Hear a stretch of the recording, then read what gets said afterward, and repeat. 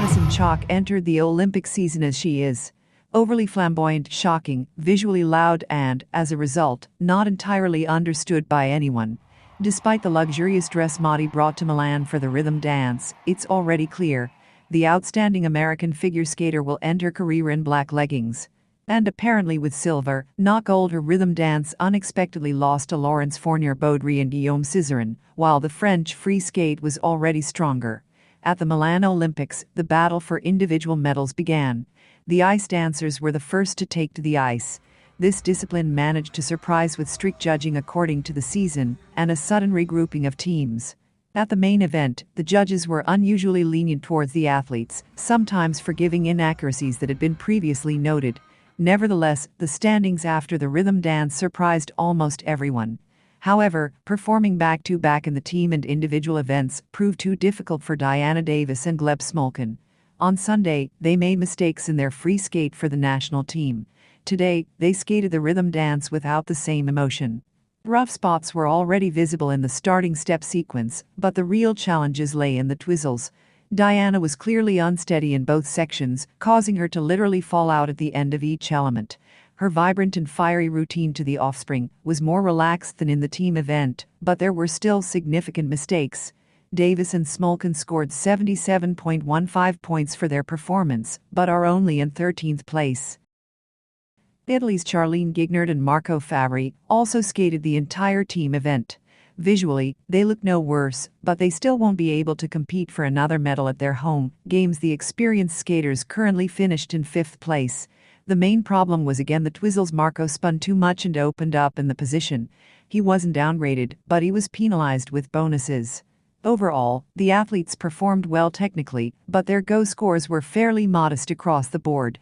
84.28 points wasn't Gignard Fabbri's best result of the season, but it was comparable. Lila Fear-Lewis Gibson, who are in 4th place, also struggled with nerves. They performed their vibrant dance to the Spice Girls songs less precisely and powerfully than they had a couple of days earlier. Lila struggled with her twizzles again, but this time she missed the final rotation and had a poor exit. This clearly threw them off a bit, making the pattern quite strained. Fear Gibson's score of 85.47 points is theoretically a bronze medal contender. Canadians Piper Gills and Paul Poirier are in 3rd place. Their rhythm dance was excellent, both technically and emotionally. After a less than convincing team performance, they performed their updated program without a hitch. There was a dangerous moment in the final. Paul's bracelet slipped off his wrist, but Piper managed to catch it with her foot and quickly hide it behind her back to avoid a penalty.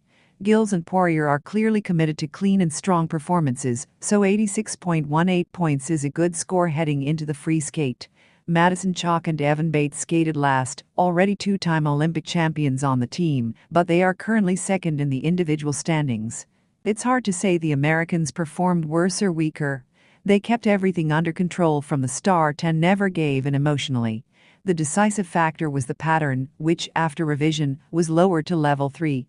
In fact, these mere cents were all Chock Bates needed to take the lead. For their performance, they earned 89.72 points, which was lower than the team's total. The stands, where the Americans had a strong presence, booed and whistled in disapproval. Chock was clearly stunned by the scores she saw. After all, they had earned the status of favorites during the season, as the bookmakers had predicted. And then came an unexpected defeat. In 2 days, we'll see if the American stars can stage a comeback. Laurence, Fournier Bodry and Guillaume Cizeron took to the ice in the second warm-up, but predictably managed to break into the top spot. The French team took 1st place in the rhythmic dance. It seemed that after the team competition, they would be perfectly prepared for the individual competition, but they were still quite nervous. This affected the execution of the opening element. Coming out of the first section of twizzles, Guillaume lost his balance slightly on an edge, but held his ground. The hesitation was forgiven, and his level and bonuses were not reduced. The pattern to level 4 deserves special mention. It was truly executed superbly. This sealed the deal for the lead. Fournier Bodry Cizeron earned their best score of the season, 90.18 points. The difference between the leaders is minimal, even for ice dance. But the situation for the Americans is even worse than it might seem. Laurence and Guillaume have very strong free skates. They are the season's top scorers in this program. Nevertheless, not all is lost for Chock and Bates. An American judge will return to the panel. It will also be important to determine who leaves. In such a subjective manner, it's impossible to give a perfect prediction in advance, especially since we've seen the French make mistakes out of nowhere more than once. The ice dance competition concludes on Wednesday. French figure skaters Laurence Fournier Bodry and Guillaume Cizeron commented on their rhythm dance performance at the Olympics. The duo is leading after the rhythm dance, earning 90.18 points for their routine. We broke the ice in the team competition, which helped relieve some of the tension before the main competition. This is very important. Our goal was to relieve stress and feel freer in the program, and we were able to enjoy this moment and the energy of the audience. The crowd was truly amazing. We could hear it even during the warm-up. As soon as the music started, the noise from the stands became even louder. After each element, we were filled with amazing energy, which helped us perform the dance.